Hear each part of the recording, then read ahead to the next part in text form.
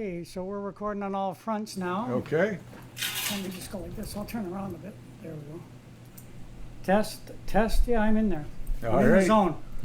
So it's Keven Hutchings Keven Hutchings, and his yeah. wife, Sandra. Sandra, who's supervising the whole event. I'm here, it's Georgina Speaks. I'm just here to interview Keven because I was driving around the other day and I seen all the crops seem to be going okay, and it made me get thinking about what the farmers are going through right now with the pandemic. So I did a whole bunch of homework, which I hate. I've hated my whole life, but you got to do it sometimes. That's right. And just the whole everything I come across in the food chain, whether it's restaurants, whether it's just the farmers, labor for the farmers, what are they going to do in the fall to get the crops in because of immigration and stuff, got the borders shut. Like, there's so many issues. There's nothing in our lives that farmers don't touch in one way or another. So I guess we could just start with your personal experiences over the course of the spring and whatever, if you would. Sure. For us, COVID's had some positive effects. It's brought a lot of people back to the small farm. They don't want to enter the large grocery stores. They want to know where their food's coming because of plant closures and everything else that went on. Local seems to have really taken off. So we actually are having trouble meeting demand and having no trouble selling what we have. Right. So, I mean, I'm sure lots of us would have done a lot of things different had we know this is what was going to happen in the spring for us. We would have thought about scaling up faster and larger sooner. Right. So in our experience, it's been somewhat positive as far as the farm and our sales go. When a lot of large-scale farmers have found the opposite effect because those large plants shut down, that interrupts the food chain, the closure of restaurants. We do all farm gate sales, so it's just customers that come in the door. Right. We don't sell off farm, we don't do farmers markets.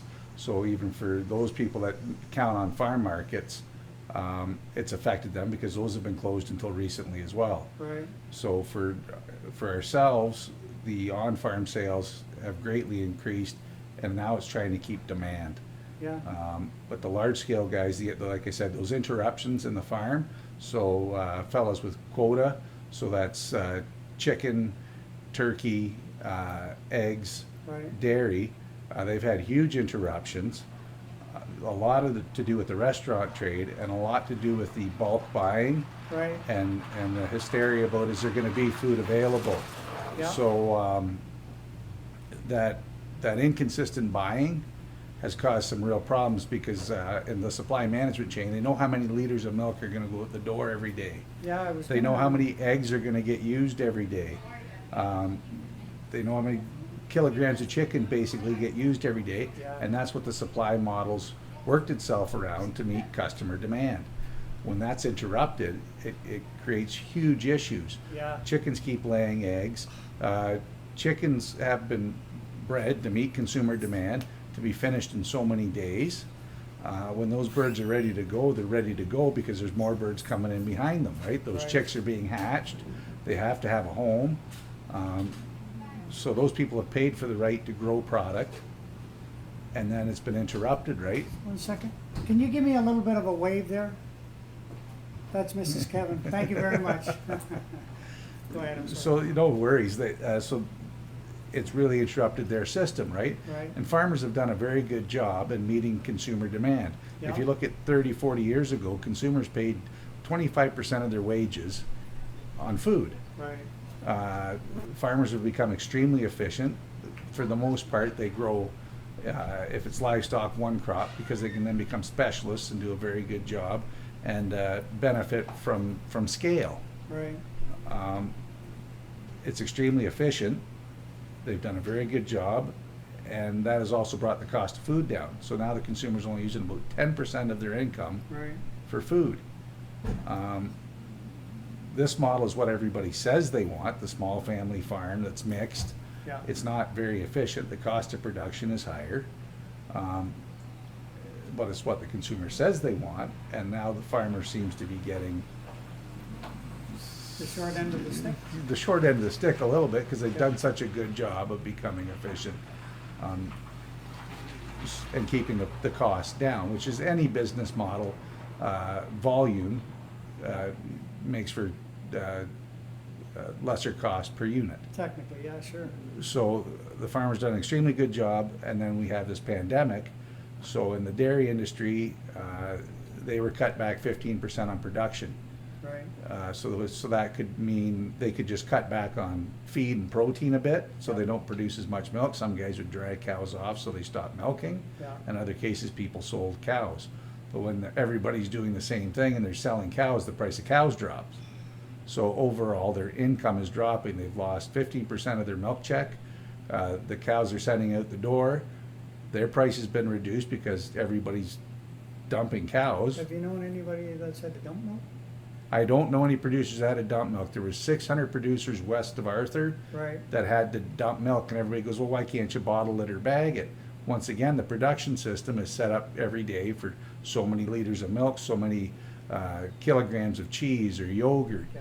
and all the different products. Well, you can't just build a plant that can accommodate more liters of milk. Yeah, and I heard that actually I read that the immediate consumption of milk kind of went up right away, but all the consumption of dairy products like cheese, like cream, Yeah. all of that stuff went right down. And I don't know whether it was people's fear or whatever. Well, the restaurant trade, you imagine how Yeah. much cheese and yogurts and liquid milk God.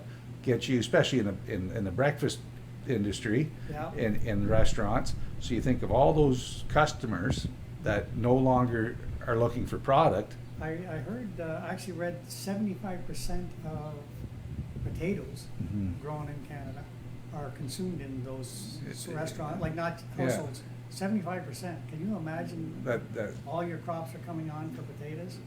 and there's no market. I cannot imagine. Those are what my heart goes out to farmers about, just not Yeah. knowing. Yeah. Not have no idea. You gotta go, you gotta decide whether to keep your stock, keep feeding them or. And the crop's gone in. The crop went in the spring. The costs have been put out. The cost for seed Yeah. and fertilizer, fuel to get the crop in. All that cost has gone out with the expectation that you're going to have a market for your product in the fall, and that may not be the case. Well, may and may not is the whole thing. And Yeah. then, if that's not bad enough in terms of variables, Yeah. we got some friends of pigeons here. Yeah. As if that's not, enough variables to drive any good man crazy. Yep. Then you don't know if you're gonna have the labor to pick the crops. Well, there's Because a lot of them depend on foreign labor, like a lot of license. foreign labor. Potatoes, they're lucky. It's extremely mechanized. Yeah, So there's not the same issues there. But vegetable and fruit Yeah. is highly labor intensive. labor intensive, and they count on those foreign laborers, right? And they really are skilled laborers. There's quite a few down on the marsh. Yeah, in a lot of cases, the same people have been coming for years and years. And they're depending on it from where they come from. That's right. Yeah, that's- That income goes home, right, to support their families.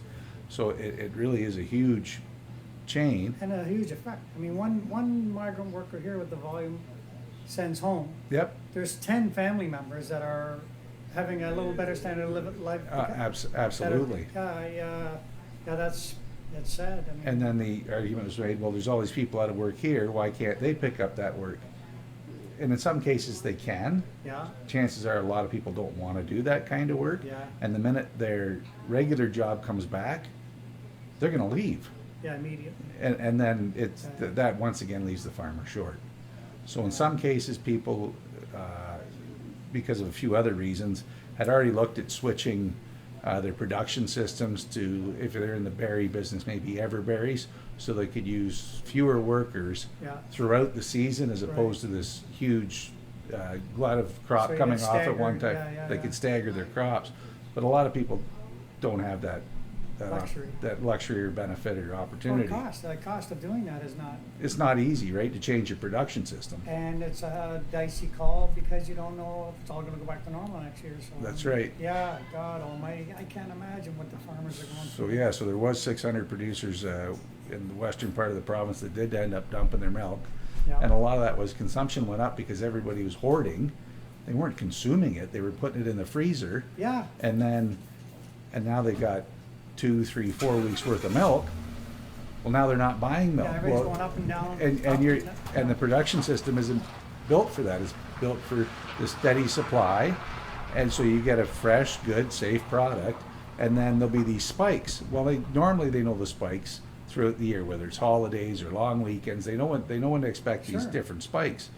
This was unexpected, and you can't plan for the government makes a news announcement. Everybody runs to the grocery store, and all of a sudden there's nothing. Yeah, Or and then you can't store for when the spike does come, not in dairy. no, for sure. not like that. And it was based on a fresh product, right? There's some products you could store longer, but it's I don't designed think so that people everybody gets a like, fresh, steady supply, I right? don't think that I like to believe anyway that those government representatives that make the decisions, you have to dump your crop, Yeah. that must weigh heavy on them too, eh? Like, Well, they're producers too, right? Yeah, The so boards they're- are full of producers, that must break their heart, but yeah, there's no place for it to go, and they have to make extremely hard decisions, yeah. and those don't come easy. I understand that, I read also that, a lot of them, they're out west, they're trying to get together with the, processors Hmm. to take the milk that has to be done, process it and donate it to food banks, Yeah. which is, Which, once again, though, that becomes the production, the processing isn't designed, it's designed same on so many liters of milk, Right. so many liters of yogurt, so many liters of cheese, yeah, right? So by the time they can upscale their production, hopefully this is over.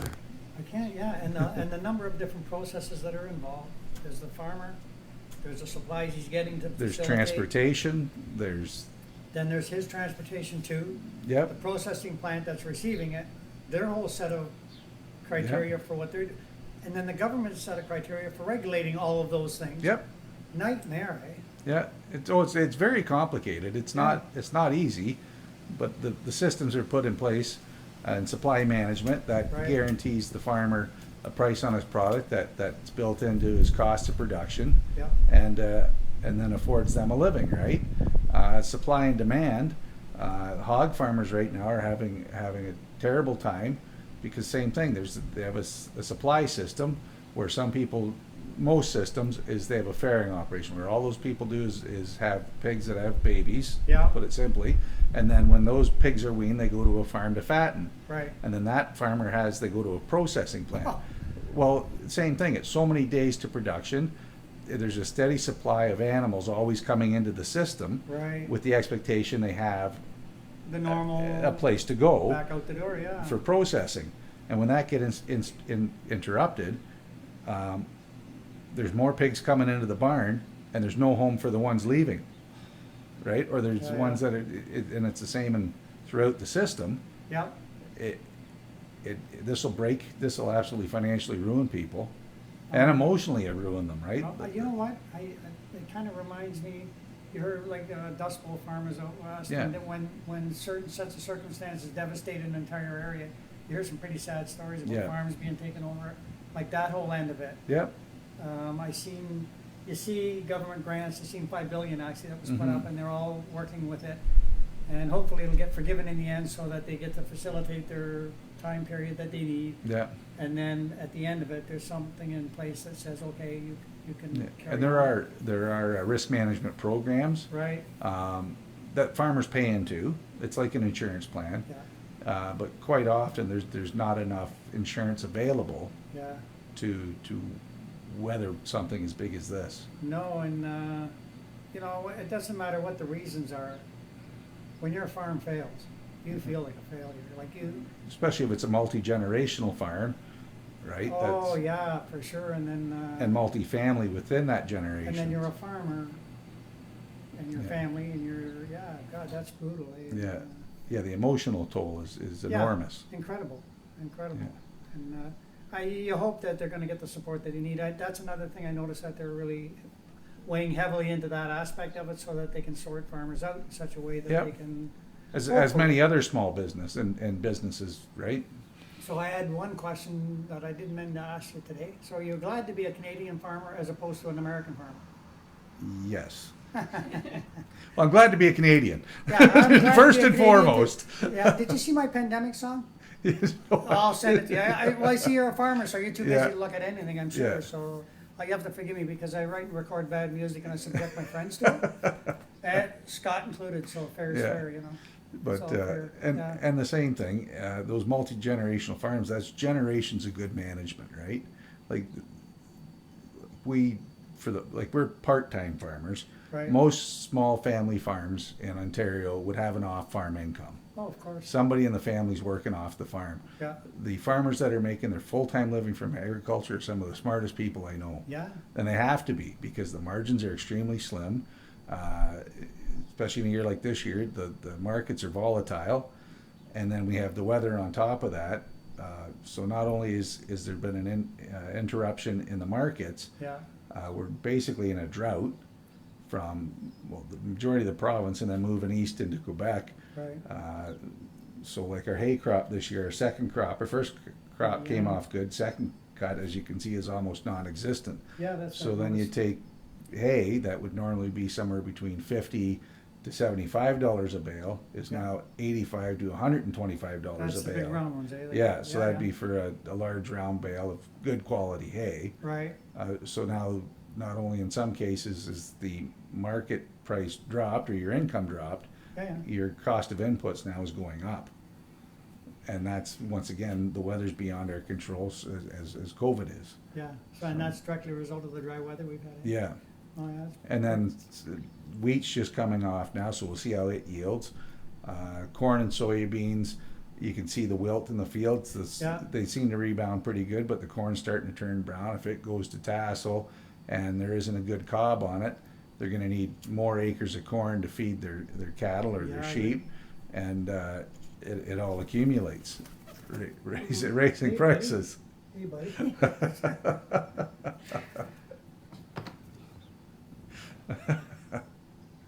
A little friend stopped by for a visit. Nice to see you. Good to visit you on the farm there. Yeah, looking at me like I got two heads. There he is. Who's the visitor? That's kind of unexpected. Nice visit. Yeah. There you go. So, what about your sheep and stuff? Have you been shipping out to be butchered, or have you? So we lambed out late this year, so we're shipping out later. Right. So they'll be going shortly, and most of those will be sold on farm. So Right. out of the store here. Land prices have been strong all year. Right. And the concern is there's a Muslim holiday that happens at the end of the month, Yeah. and that's also kept prices up because there's huge demand for lamb. Yeah. The concern is after that holiday whether the demand drops. Normally August, September prices drop anyways. Yeah. It's just wondering how much they will drop. So the same thing, Ontario sheep farmers are working very hard at looking at the risk management program and working with the government on different. Everybody's pulling together pretty good. They are. The commodities are working together well, where there are opportunities to do that. Yeah. A lot of people grow multiple commodities, right? They may have sheep and cash crop, they may do dairy and cash crop, may have dairy and a chicken farm. Yeah. But like in a case like that, both the dairy and the chicken crop, they both took a reduction in the ability to produce the amount they could produce because of Right. COVID. And then now they're looking at higher hay costs right now, and then we'll see how the grain crop comes off. So And they're gonna have less coming in the end, having put out more going in. that's and, right, so it really affects their margins, right? Wow. Farmers must be wondering what next. Yeah. Farmer, I was gonna ask you about, farmers generally, as a rule, and all the farmers know what the other farmers are doing. Usually. Well, it's a And, small community, in right? good spirit of of competition, and everybody's out, and you see it at the Sutton Fair every year. Yeah. No matter what. But I also know that farmers always seem to care about what the other farmers are Oh yeah, suffering. they're always there to help their neighbor, right? They understand. They've been through it themselves at one Yeah. time or another, Of course. and they're always there to support their neighbor. Yeah, your tractor breaks down, buddy shows up with his. Yep, for the families couple of work days until together. you get it squared away, and That's right. Yeah, that's So it's Nice. it's a small community, and not even meaning just Sutton. The agriculture community is extremely small. It's less than 2% of the population. yep. So normally, if you're a sheep producer, you'll probably know sheep producers all over the province, maybe even the country, depending Yeah. on what you're concentrating your efforts on, whether it's breeding stock or if you're a large producer and you're working on putting together large numbers of sheep particular orders, Yep. or it's dairy and genetics. Usually, you'll know people within the entire province, if not the whole country. Yeah, It's a no very kidding. small community within Yeah, the actually, country. Yeah, sheep, you don't realize, that is, there's a large, it's bigger than you'd realize it is when you're Yeah, driving there's around. about 3,000 sheep producers in Ontario. Yeah, It's split into 11 districts. So this district we're in is District 7, which goes from Highway 27 to the other side of Norwood, Lake Ontario, Right. to the north end of Halliburton, and there's 400 producers in that area that are extremely engaged. There's some large flocks doing some really neat stuff. So we're pretty lucky to live in this area. I noticed 90 acres of, I thought it was pot plants. I showed up, oh geez, I got all excited, they got all these pot plants, and I see the sign, oh no, industrial hemp, like. Yeah, there's quite a few fields over near Keswick. Yeah, I think Jerry Draper's got 90 there, and Yeah. I don't know who the other ones are, but right at Mount Pleasant. And Yeah, there's I saw that too. Huge fields. I was wondering what. Yeah, the hell, and that's just diversifying, right? Yeah, And smart. trying different Yeah, smart products. too, because I understand there's actually a gazillion benefits that come out of that as a Yeah. product, like for different products. Yeah, it can be used for textiles to oils to a number of different Yeah, a number of products. different products, eh? So, but So I guess, about I guess, that pretty much covers all the bases. I just wanted to kind of know what the general status is for the farmer's market was closed for a period of time. Did you guys, that affect you guys at all? no, because we do all our sales from the farm gate. Right? We're busy enough here, and like we said, trying to keep up with demand. We can't meet demand at the farm gate, Right. let alone trying to meet demand of doing a Yeah, farmer's going to a market farmer's as market, well. yeah. So this model has worked good for us. Right? It allows us to stay home. It allows us, like Sandra's home full time. Yeah. We have 4 kids, like I mentioned, 13 and under, and it allows her that she's home full time for the kids. And Right. this is pretty flexible. It can work around her schedules. So you must be like a gang that's all kind of moving from here to there, getting whatever needs to be done, eh? Yeah, Well, yeah, that's a it's farm family. it's great. And the kids enjoy it, and teaches them a good work Good ethic. Yeah, 100%. And their math has certainly gotten better since they started working in the store. So yeah, there's I been know. lots of other benefits. Yeah, for sure. So Well, you know what? I really appreciate you taking the time to do this. I'm just trying to think if there's anything else. What's the difference between stuff that you people would grow and the people at the Clearwater Farm grow? it's scale. They're larger scale. Yeah. I think I really can't speak to what they're doing. Organics or whatever. Yeah, or There's some organics, greenhouse, and I think they're more of a teaching model in some degree. Yeah. And whereas we're honestly trying to make the farm pay for itself Sure. and make a living. It's a great lifestyle, but you should farm for profit, right? Yeah, of course. I mean, It should pay for itself. So that's what we're trying to do here. Right. We're trying to scale up to meet customer demand yeah. and have fun while we're doing it. Yeah, you gotta have to. Eh? Well, You- listen. Thank you so much for your time. Well, thanks for And, coming over. When I get it done, I don't. When I edit one of my videos, Yep. I don't edit nothing out. Okay. I just do it. I put it in its Yep. entirety, and then whatever was there is there, and there's no. I prefer it. It's just a more. Yep. If I did something that would embarrass me, all the better. Yeah, just an honest product then. Yeah. Can you lean forward, say goodbye, and hit that red button? All right. Well, we'll see you later. Goodbye. That it? Should Good. be. I think so. Right on. So that's that. I probably should turn this off too. As soon as I say, can you just wave a little goodbye there? Thank you very much. I appreciate it. Thanks for coming by.